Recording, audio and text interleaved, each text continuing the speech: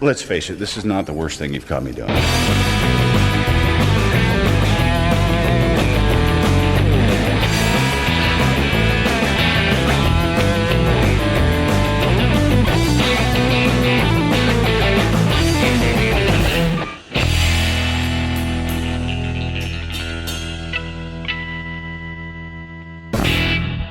You hear sirens?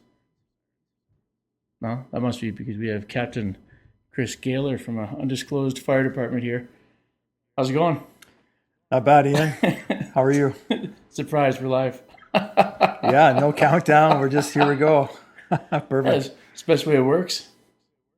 Right So, on. firefighter in an undisclosed city, which we Right. won't say. Right. I was going to say newly promoted, but I guess it hasn't been that new. It's been a while. It's been 2 years. Yeah. I was in training office for 6 years, and then when a spot came open on the trucks as the captain, I came back, and yeah, that was about 2 years ago. And you're senior captain, as you pointed out last time. Right. Yes. Senior captain. We do have senior captains in this fire department. Similar to what a platoon chief would be, same kind of job description as a platoon chief in bigger departments. But since our department is a little smaller and our stations, we have 2 stations. The title that we came up with is senior captain. Nice. So, start at the beginning. Was being a firefighter, is that all you've ever wanted to be as a kid, or did that just kind of grow over time, or that you saw backdraft, you're like, that's for me? Yeah, I think so. I think it was pretty young for me. It was probably grade 11. How old are you? Grade 11, 16 maybe? 16, yeah. So probably 16, I knew that as a career, but I always had, the passion to see what's going on with the sirens and watching the trucks. There's firefighters around my neighborhood. I know I was coach hockey by firefighters and knew a lot of them in town. So it was something that I certainly was interested in, but it was probably 16 was when I wanted to do this as a career. Right. So I'm guessing before that you were like every other Canadian kid. Hockey was your original career path at some point. So, well, it wasn't much of a career path with limited abilities, but it was certainly a passion. A lot of outdoor rinks when we were growing up. I think my sister too alluded to that. My dad spent a lot of hours making rinks for us in the backyard, and certainly it was on my list to do that for my kids when I had backyard and was ready for that. So something that I definitely remember is playing hockey, road hockey, ice hockey in the wintertime, and just loving playing hockey. Yeah. It seemed like a long time ago. It was a lot of hockey players in the small towns kind of migrated to being a firefighter. I don't know if that's how it was in the big cities. Maybe it was. It's just a bigger place. You just never noticed. But is that how it still is, you think? Or is it just all walks of life? Hockey means nothing anymore? Well, I'm not sure if it's hockey in general. Athletics, I think. There's a lot of similarities between being a member of a team and being a member of a platoon in the emergency services. You have to get along with people. You get a lot of different people, different personalities, and part of the job is just managing to work with each other. Right. On top of the job responsibilities, you really have to get you have to get in people's spaces. You have to live with people. You have to see them at their worst day. And so I think there's a lot of things that you can draw similar to what makes a good athlete to be in emergency services. That does make sense. I mean, so like your lieutenant or captain would be the same thing as your coach. Is there calling out plays, doing whatever it's a similar, I don't know the term I'm looking for here. I guess it's just similar aspects to them, like you were saying. I was going to say throwing out plays, but that sounds wrong for a fire department or EMS. But I mean, I guess that's kind of what it is, but maybe I'm just alluding to watching TV shows where one guy's calling out, you two do this, you two do that, you two do this. But those are usually like the big major incidences like fire, massive massive buildings on fire. So I'm assuming that wouldn't be the same thing as just a small house on fire. You're not going to go running in, or do you? Well, if you bring it back to your hockey coach example, we do a lot of drills. We don't do a lot of small drills that make us better at the bigger drills. So similar to a hockey or soccer drill, where you build on skills to some from basic skills to now set plays. It's similar to what we would do. We would drill on the basics of saying ladder setups and where we're going to put them, and then we do them quickly. We try to do as quickly as possible to be as efficient in the setup. Yeah, So every example is going to be different, but that's the fun thing about the job. That's the fun thing about athletics too, right? So yeah, you could do all sorts of drills and plays, and you get to the real game, and it's nothing like that. So you're kind of building on your creativity of your members, and that's what we do in the fire service. We just every call is going to be different, big or small. So we really drill on the reps. So if we do the small things well every time, then we know that's going to be our strong point going in to the unknown. So if we're good at the little things, we're going to be good at the big things. that makes sense. If you don't even have to think about what you're doing, because you've Right. done it so many times, then Right. it becomes second nature. You've gained 5 seconds, and those 5 seconds might mean everything to if it's somebody inside or whatever the situation is. That makes sense.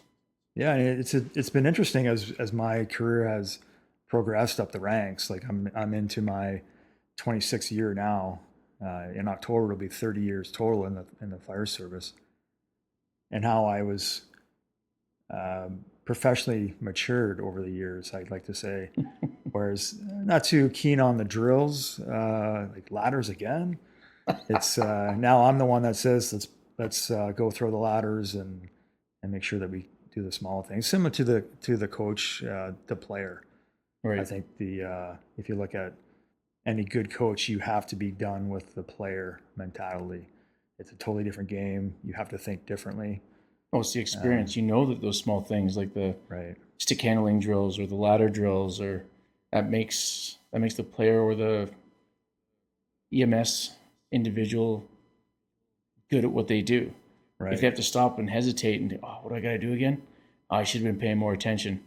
Well, your buddy that's with you and on that call might not appreciate you taking those extra 5 seconds, right? So Yeah, and Brent Powers, my coach partner for a long time in hockey, I always say to him, let's do it one more year, because there's so many things that I learned from the previous year that I thought I had the answers for. But then something would come up and you don't know how to do it, just don't handle it properly. It's just nice to have experience is so key. oh, for sure. It's so key. So I was very fortunate to work with a lot of skilled people early in my career that kind of guided me in the right direction. So I'm very fortunate with that. Nice. So the experience that you got from all the senior guys, um, how did that compare to before you became a full-time firefighter? You were in New Hamburg. They call it volunteer, but it's not really volunteer. It's more like a part-time, I guess, right? That's where you would have gotten your original training from. I'm assuming you had senior guys that were there as well, for the most part. Yes, it was. It's similar. Every department would probably have some sort of mentoring in-house system in place. Um, I did start my career in the fire service in New Hamburg, which is I think it's pretty cool. It's just my mom grew up in New Hamburg, have a lot of family in New Hamburg, and I had a friend that lived in New Hamburg at the time, and I kept bugging the fire chief to hire me, and finally he probably had enough of my phone calls, so he gave me the opportunity, and I moved in with my friend of mine in his basement. Gave me a mattress, I think the depth of a pizza box. Um, yeah, so I was about 6 or 7 months on the floor in the basement until I got my own apartment. But it's just every step of my career, I've been able to be mentored by good people, and I was able to kind of learn the trade from people that are more senior to me, that knows they know how things are supposed to be. I learned that in New Hamburg early. Um, it's a tough gig for these volunteers. I give them so much credit for 24/7, 365 response. That's the difference between the career. My shift is, say, tomorrow. Mentally, I know I'm going into work tomorrow. Right. Whereas the volunteers, they are on call. So it was something that I had to learn early. Like I was working at a factory in Stratford before I got hired in New Hamburg.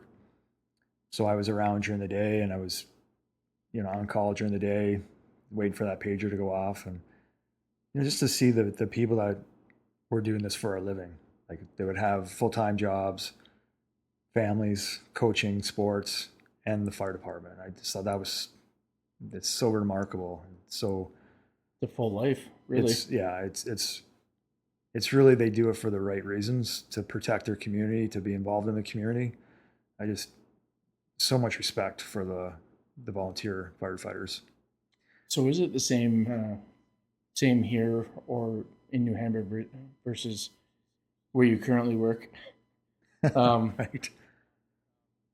I have a couple buddies back home in Ottawa that they both said the same thing. Maybe it's the same here. They were doing more training when they were with the volunteers than full time. Is that just because full time you've already gone through everything already, and volunteers they've got new people all the time or whatever, but they just seem to like their training. I think there were 2 nights a week that they were going in for training, and it'd be for 3 hours each night. I think Right. it was like Tuesdays and Thursdays they trained, and now he's in Mississauga, and the training level. It's not that the training level goes down, but the amount of training that they do is less. But it's probably because they're always in the field. So, is it the same how it is here as well, or Yeah, it's just different. Every department does it a little bit differently. Like when I was in New Hamburg, we trained every Monday night for 3 hours, and then we had calls during the week.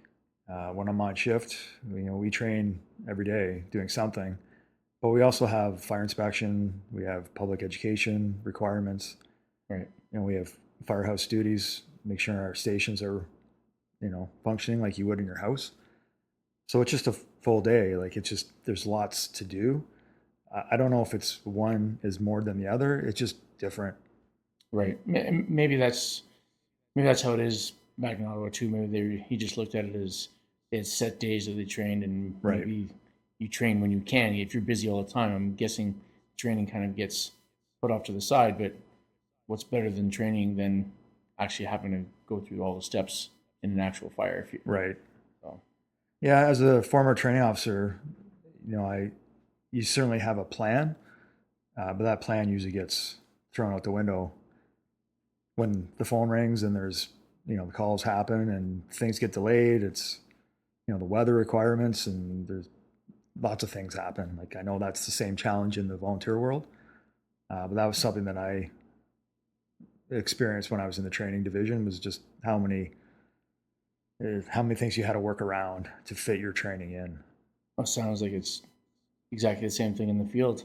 You can have a plan, but it doesn't mean that plan is going to go that way, and then you have to adapt on the fly. Right. Right. And that's the reps we talked about earlier. Exactly. Yeah. So you said 26 years you've been a full-time firefighter now. Would you say that, maybe you know or don't know, I don't know, what you had to go through before to become a firefighter, is it the same as it is now 26 years later?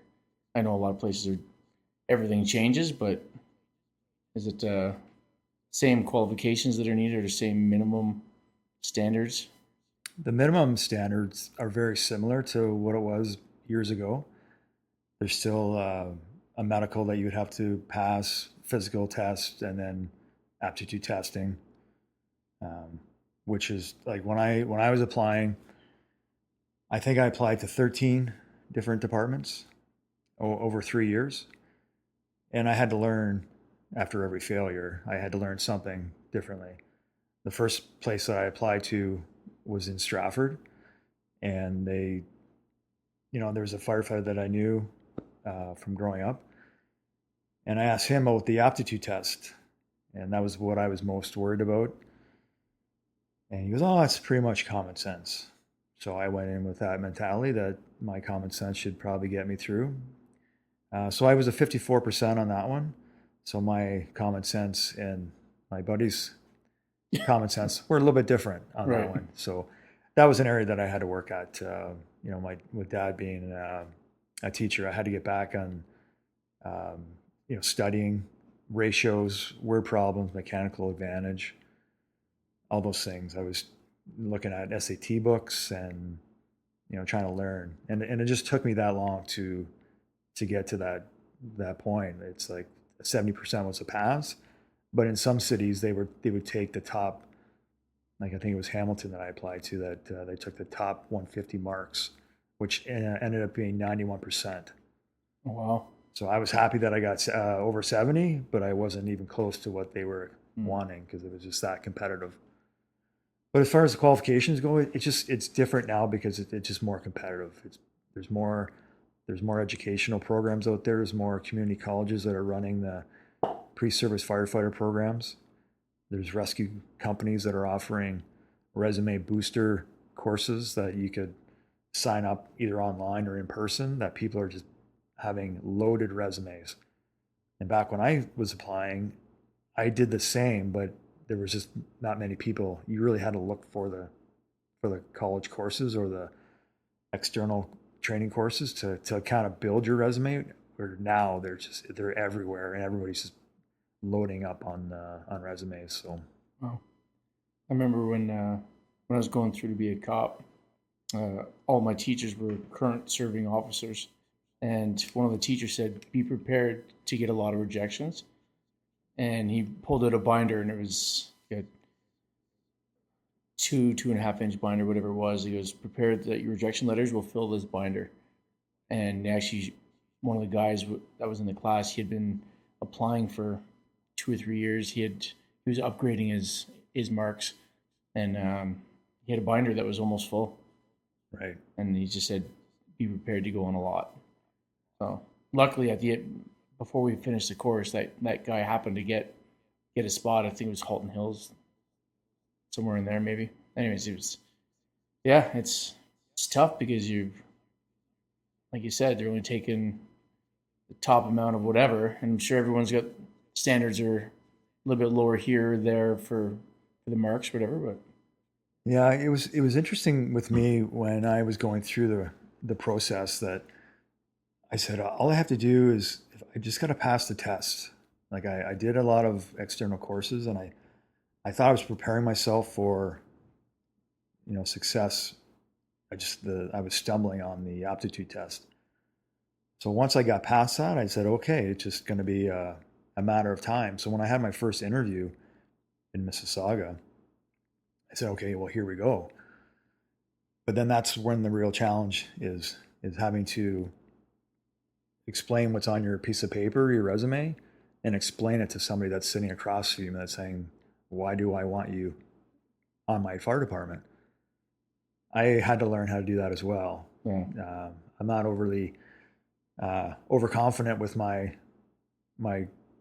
personality, so I really had to learn how to sell myself as all the work that I put in on paper, and how does that translate into a confident person that's applying for this position. So I did have a few rejections I had one warm-up interview that I thought it was going great until I got one curveball question and I didn't have a great answer for it. And then once I saw their faces and I went, okay, here we go. This isn't happening. I said, do you want me to leave or do you want me to finish? But but then my second interview, I felt like I knew I had it. I knew I had a good interview. I did my part. So it was just a matter of if it's a fit. And Yeah. that's all the positions are. Even in everyday work, when you get an interview for any position, it's a fit, right? It's that person going to fit into my business. yeah, for sure. And I just got lucky with my current employer that the right time, in the right place, and they were looking for me, and I was looking for them. I remember I had an interview in Midland. It was such a weird scenario where it was a fairly decent sized room. Like I bet you it was, I don't know, 60 by 70. It was a massive room. Like it was way bigger than it needed to be. And there was a chair in the center of the room where I sat, and a long table that had the chief of police. I think it was the mayor of Midland and somebody from the HR department or whatever. And I thought the same thing. I thought it was going great, right up until they said, um, if we were to give you this position, what's going to keep you here in Midland? Because you're not from here. And as soon as he said you're not from here, I knew I didn't have the job. And I felt like saying the same thing. You want me just to get up and walk out, or Yeah. I mean, what am I supposed to say? I tried to bullshit my way. I just said wherever I start my career is where I want to end my career. I don't want to bounce around. I want to, if this is where I get hired, I'm going to be here for my career. Which I'm sure every Tom, Dick, and Harry says the exact same thing. They're like, yeah, just because they want the job, and then they bounce as soon as they get their time in or whatever, right? So Yeah, that was similar to my experience too. Like I applied to 13 places, like North Bay, Sarnia, you know, I can't remember half the places, but it was 13. I know because it was unlucky 13. But it's what I tell people when they call or they ask if there's anything that any advice that I would give them. I tell them, where do you want to work? Like if you want to work in Kitchener, Waterloo, Cambridge, then find out what they do.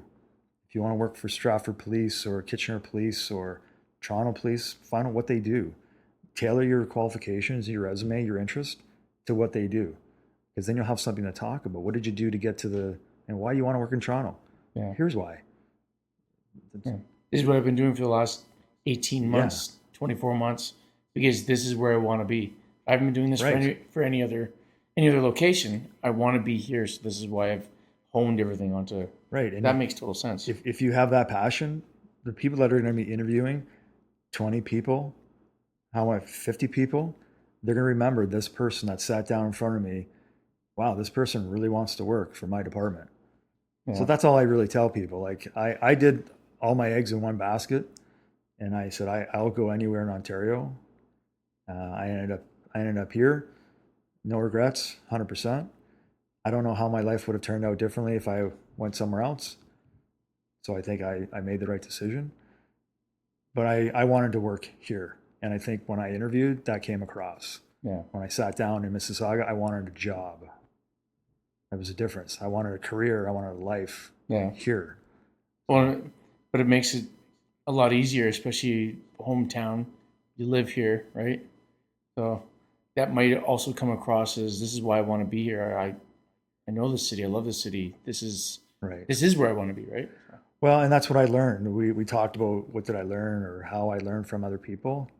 I was so fortunate to work with people that grew up here and lived here and work here, and that I saw them. I saw them, the passion that they walk in the grocery stores and they go to their kids' soccer and hockey fields and ice rinks with pride, saying that these are our people that we take care of. Yeah. And that's something that I learned. So I was really fortunate that I had that experience early in my career, and I relay that to anyone that whoever I meet, and especially the people that I'm mentoring on our department now. Nice. Did I ever tell you why I stopped applying? No. It sounds really stupid, and it probably is, but I was watching an episode of Sopranos, and at the very beginning of the show, Tony Soprano gets pulled over by a cop, and he's dropping the mayor's name, dropping all these names, blah, blah, blah, and the cop's not letting him off. Gives him the ticket, and that's it. And the show goes on. It's like half, three-quarters of the way through, and they always go to like loud places so that they can't be recorded, right? So they're at a fair, and they're talking, and Tony and two or three other guys bump into the cop when he's there with his family. It made me realize how vulnerable cops can be, especially more so like in Canada, because in the States, and I can't speak for all the individual states, but here off-duty police officers don't carry their weapon with them. Right. In the States, they do. Some states, not all of them, obviously, but yeah, it gave me this really unsettling feeling in my stomach. It's like, is this the right thing that I should be doing? Like, I don't know. Maybe it was a stupid thing to stop, but then it seems like everything went downhill for police in North America, more so in the States, I guess. But it seemed like it hasn't been a good time to be a cop in a long time. Well, it's a tough job. It's a so important job. Like I have a lot of friends that are in the police world. Ton of respect for them and the job that they do. And Actually, it's not for me, but that was something I was going to ask you. Is there still a nice camaraderie between police and fire? I think there is with police, fire, and EMS. Like I think we all do a different job. I think it's all there's some we give each other the hard time every once in a while, some jokes, but there is the mutual respect between each agency, and we need them. Yeah. They don't do what we do, and we don't do what they do. We need them at some point. Yeah. So I'm ton of respect for all agencies. It was just something that I remember seeing. There were, I forget exactly what it was that happened, but it was a cop, and they were watching like the girls oogle the firefighters, right? Like, oh yeah, sure, everyone loves a firefighter. Let's see what they do. And the fire starts shooting back at them. Yeah. So, yeah, I always thought that was a funny comment. Obviously, it was in a TV show or movie that I heard, but I just figured that was kind of the ball busting that goes kind of back and forth from cops to firefighters. So, yeah, and vice versa. there's certainly a bit of that, but Plus, you guys have your hockey game every year. we did used to play, like we played quite a bit, but not so much. I think it's starting to come back, even with the EMS. I think there's a core of EMS, and there's a core of each agency that are kind of starting up the pickup hockey, and yeah, it's good to see. We have a good relationship with everybody. It's we need them. We need everyone. So there's no reason to be that not respectful to each Right. agency. It just there's no need for that. That makes sense. Mm-hmm. I'm actually surprised you guys aren't all in the same building. Just have a massive emergency services, paramedics, fire, police. Yeah, I'm not sure. I don't know of any off the top of my head that would share a building, but What yeah. about, I know in the States, paramedics and firefighters are quite often in the same building. Right. Does that happen here much at all? Or? I don't know of any example of a joint house. Like I don't know anybody off the top of my head. I wonder if it even is like that in the States, or if they just do that for TV, just so they can have them all in the same building. Makes for a better show. I know New York has a lot of TV shows are based on New York and Chicago, and they have the houses that are combined. The houses that I've been to in Chicago and New York, they've been strictly an engine and a ladder company or a single engine company. So they just kind of Hollywooded up for the TV shows, maybe. Yeah, like I'm sure that Chicago Fire Station does exist. I just haven't seen it. Right. But yeah, Hollywood is a little different from reality for sure. How long have we known each other for now? Looking at my watch, like it's going to tell me. Smartwatch. Yeah. How long have we known each other for? Is it 23 years? Yeah, it must be about 23 years. Yeah, it's been a while. Yeah. When was your first Fireman's Challenge? Remember that date? Yeah, so we're gonna go there, right? Yeah. Right. Why not, right? Yeah, that's good. Let's get that. The absolute very first time we ever met. Oh. Yeah, well, let's see. I'm not sure the year. I think yeah, you were still living in Ottawa, right? Yeah. Yeah. So then my first competition, the Firefighter Combat Challenge. Would it have been before or after 9/11? That's a good question. 2001, right? So yeah. Maybe 2000. Yeah, I think I stopped doing it. Yeah, it's probably before. either 99 or 2000, somewhere in there. Yeah. Yeah, I know there was a competition in Ottawa, and I drove up there, and that was the first time I was going to meet you. Allison was there, my sister. I think I crashed at your place before that before that competition. It just to give the listeners a background of the Firefighter Challenge. It's called the toughest 2 minutes in sports. It's basically a sprint. I think there's 5 or 6 firefighting tasks that you have to do. Full turnout gear, SCBA, everything. Just climbing stairs, pulling rope, hitting a force machine, dragging hose, pulling a dummy.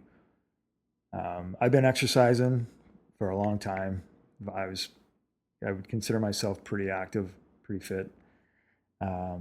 So I was confident that I could do this challenge, and I said, yeah, you know what? There's a competition in Ottawa. I'll drive up. I'll stay with Allison. I'll meet her boyfriend for the first time, and I believe it was Canada Day. So being in our nation's capital, like Canada Day, why wouldn't you want to do that, right? So, yeah, I guess I'll just keep going with the story. The very first time I was doing okay with it. I was surviving the event, and I remember tripping with the dummy. Maybe we should go back a little further. Let's go to the night before the competition. Oh, the prep. That was a learning curve. Mm-hmm. After that, I remember you saying that was a bit of an oversight / mistake, maybe. Oh, it was a huge fail for sure. Well, that's a long time ago. So my meal prep was not the greatest.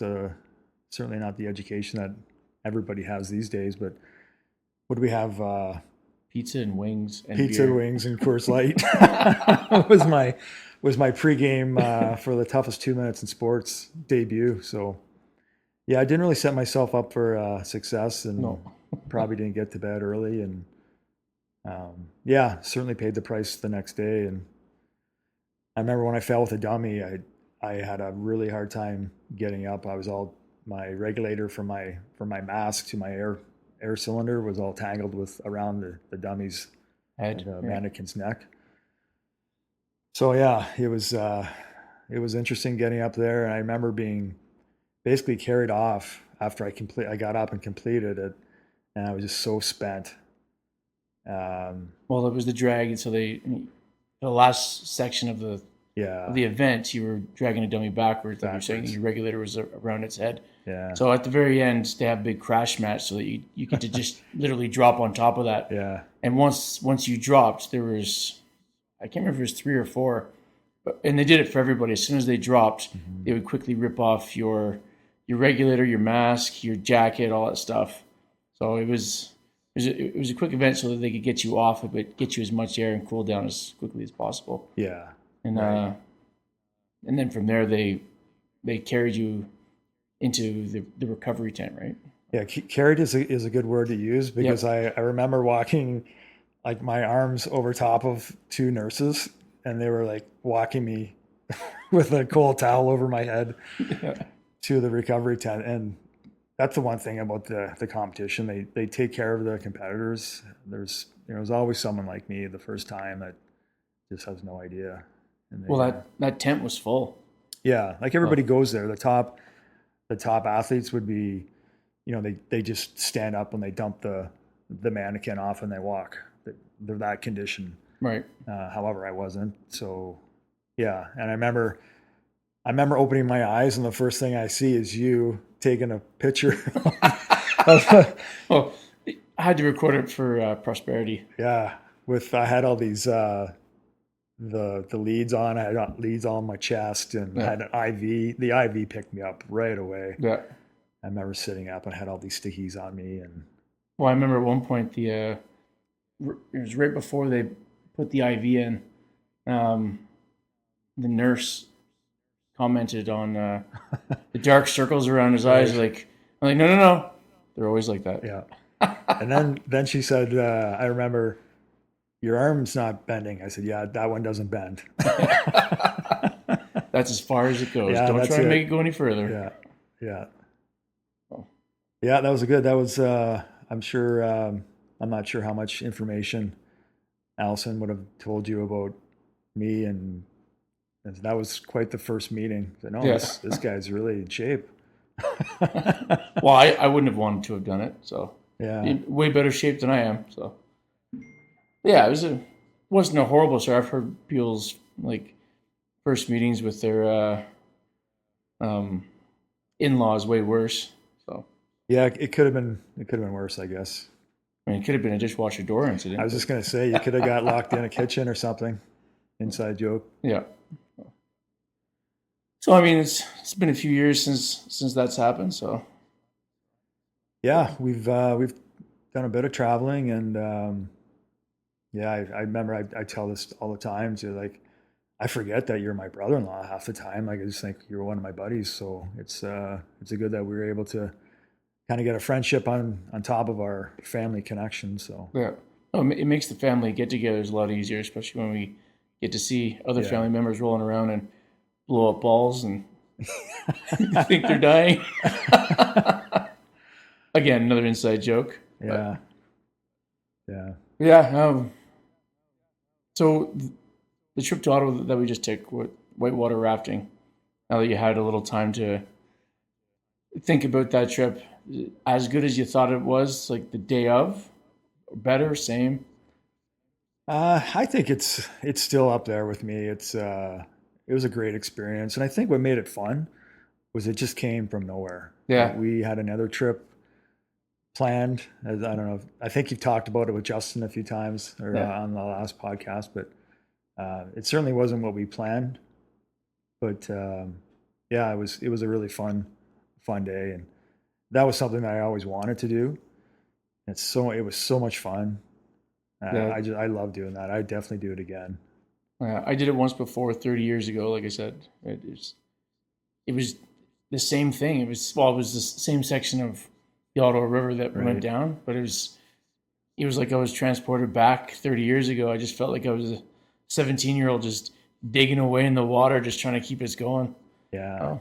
And I think I had the same amount of people not paddling in the raft this time as last time, so it was almost the same trip. Well, it was interesting that like we got the last two spots in that one, the large boat, Yeah. and we didn't know anybody. Nope. And I remember sitting around, I'm looking at everybody, I'm thinking, I hope they're ready to paddle. And then just how funny it was, how quickly we moved up to the front. Like after the first rapids. Okay, Ian, you're up here. Chris, you're up here. And then we were lucky enough to be chosen for the sport boat. Yeah, the All-Star team. Yeah. Yeah, that's the way that I refer to it, as we got picked for the All-Star team. That was a lot of fun. Yeah. So we got an extra one or two rapids in there that everybody else only got one. So that was a cool event. I look forward to doing it again. So I have talked to Justin's dad, Lee, and as long as we give him enough warning, he can make a weekend work. So Well, we've been kicking that idea around for a couple of years now, as a family, right? Just all the males, and yeah. there's enough of us to fill a boat, right? So that'd be fun. Yeah. Well, now that we've got the experience, we have to push hard for it. So Yeah, I say in January, which is same amount of time that we planned the Miami trip. So hopefully this one doesn't fall apart. But yeah, if we just say like in January, okay, let's go. We'll go July. This day here, we'll do like a Thursday to Sunday type thing. We can stay in Ottawa, do the whitewater rafting, make it a fun weekend or whatever, right? So yeah, certainly Wilderness Adventures. That was the place. That's the place to go. yeah, and That Chaz was a beast. Yeah, he was amazing. That guy made the trip for me. Oh, I mean, how far out he was leaning out the front of the boat and taking every wave like a champ. It was Yeah, like he was literally half out of the boat, like bent down the front end, just digging, knowing that he's got to get the boat left, right. What I was wondering was, does he always have to do that, or is it just because there were so many weaker paddlers in the boat? Like some of them, their paddles just stopped. It's like the whole left side, I think there was one or two people paddling, and the same was on the right. It's like everyone panicked and goes, I don't want to follow the boat, so I'll just duck down and stay tight. But I don't know what was going on the other side of the boat, so maybe it was stronger. I don't know. Well, when we got promoted to the All-Star team, I remember watching that other boat come down, and they were all sitting in like in that position where you're on the bottom of the boat. Yeah. I don't remember even when we were in the bigger boat. I don't remember us doing that. Oh, you mean like for Coliseum? Yeah, Coliseum. Yeah. Yeah, it was. Chaz made it sound like it's very, very important that we keep paddling so that Right. you can Yeah. steer. So yeah, it makes sense. Like there was times in some of the other ones where you'd be paddle, and you go, all right, was it get in or sit down or something? So you had to do that. Yeah, get down. I think. Yeah. Yeah. And that was just to keep the boat from flipping. But then as soon as you get out of that little swell, it was paddle, and then everyone got back up, and well, I shouldn't say everyone, but you're supposed to get back up and start paddling because you're legitimately the motor of the raft. Well, do you remember when we got there and they give you lunch? The first thing that they do is they feed you, and then they do the briefing. Yep. We sat down in that lunch area, and then they showed a video of the previous day. Yeah. And we just sat down, and that boat goes like vertical and then falls back, and there's paddlers and paddles everywhere. Like everybody's floating on the water. I'm going, okay. Even the rafting guide got tossed from it. Yeah, the whole boat was upside down. I was expecting that's what we were going to be experiencing as well. Like that very first one that we went in, they made a big deal of it. They've got like a really bad name for it, I forget what it was, but we go in and we hit, and we come back out and like, whew, we made it. And then we find out that's the easiest one. Yeah. Well, I remember getting hit sideways on that first one because that was the only one I was at the back on, and that one I got a hit from the side, and buddy beside me, I think he you know that rope we had to hold on to, like I think he had two hands holding that rope. Yeah, there's like I'm just going, holy smokes. But nobody knew really where to sit, where to put your feet on that first one. They did a little bit of a briefing in the water. And then like 30 seconds later is your first rapid. Yep. So it was like, okay, here we go. And like I was nervous going in there. Oh, for sure. Well, see, this is exactly what you were talking about before about doing the small things. You do them over and over and over. Mm-hmm. You get shown something once, and then you also get thrown into the mix of it. Like, the fuck, I don't know what I'm doing now. Yeah. But if you're used to it and you know exactly what to do, the difference between a brand new boat and a team that's competing, I guess. Yeah. Right? So. Yeah, like that Coliseum, I remember being in the front seat, and Chaz was like, I had my foot wedged in on the one side, and he had his feet on the support, the horizontal support ones that going across the boat. Yep. And that's it. And he's leaning, half his body's out of the raft. Yeah. And I'm not a rides person. I've never been to Canada's Wonderland or anything like that. So I don't know the feeling of being on a roller coaster, but I was screaming going down the rapids. And he's like, he's not even secured to the boat. Like he's just hanging off over the edge. I'm going, wow. Hey, we're gonna have to come back to the I've never been to Wonderland thing, but yeah. So rafting is going to have to be a must for sometime in July, August, whatever. I'm not sure we'll get as nice a day because the day was perfect. The water was super warm. Like the amount of time that we spent in the water was pretty awesome. How long was the actual trip? 4 hours, 4.5 hours? They say it's 5 hours, but I think ours, because our boats were so small, I think we were done in like 3, and we were swimming. Yeah, constantly. That was great. Yeah, it was awesome. Yeah, the one girl that was in there was worried about what was in the water. Right. I'm like, there's nothing in there. They're going to be more afraid of you than them. Right. And then of course Chaz has to bring up that they've got sturgeon in there. Yeah. That's like the same length as our raft. Right. But they're bottom feeders, so it wasn't that big of a deal. But still, just imagine having how long was that raft? 10 feet? Probably. Yeah. Can't imagine knowing that there's a 10-foot fish underneath me swimming along. Like, same reason why I don't swim in the ocean. Right. Oh. Yeah, that water was a perfect temperature, and it was such a great day. It was cool without it being cold, but still warm. Yeah. Yeah, and like I said earlier, the best part about it was we booked hotel online on the way there. We booked that on the way, and Yeah, like really everything was on a whim. yeah, Like I said during the last podcast, it was literally I said I'll pick you up in an hour, and Right. 30 minutes later you go, I'm ready now. yeah, All right, I'm on my way. yeah. I love Ottawa. It's a great city. It's somewhere I'd highly recommend anybody to go. Whitewater rafting. There's just so much history there. Like, Oh, you can go down to the Bard Market and watch a girl pee in the side of the street. right. Right. I heard that from the last podcast. Yeah. I still think that was funny. Just you're like, I think that girl's peeing. Like, just a server. She's taking a break, and then all of a sudden she stands up like, well, yeah, that's not a server's uniform.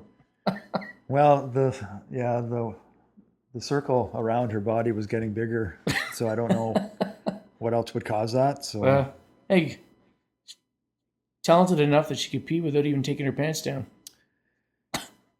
yes, yes, And then how happy she was afterwards, where she just kind of danced her way across the street, and it is what it is. you got to take care of business and then carry on, I guess. Yep. The only other one that I remember, I don't remember who it was. Somebody told me that they were walking in Toronto and there's a homeless guy in front of them. And they said he was about 15, 20 feet ahead of them. And all of a sudden he just stopped, shook his leg, and a bunch of shit rolled out of his pant leg onto the sidewalk. And he just kept walking. Like, wow, it's really efficient.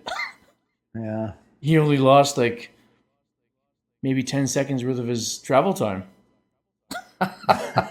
Well, yeah. Well, I guess that's the advantage of knowing your body, how to work it.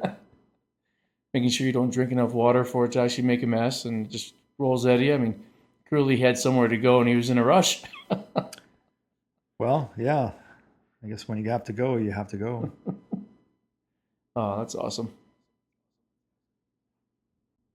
And on that note of having to go, we got UFC 305 coming up, so we're going to shut this down and go watch that. So appreciate you coming out. I know I've been bugging you a while to come on, but we got it done. That's all that matters. My pleasure. Enjoyed it.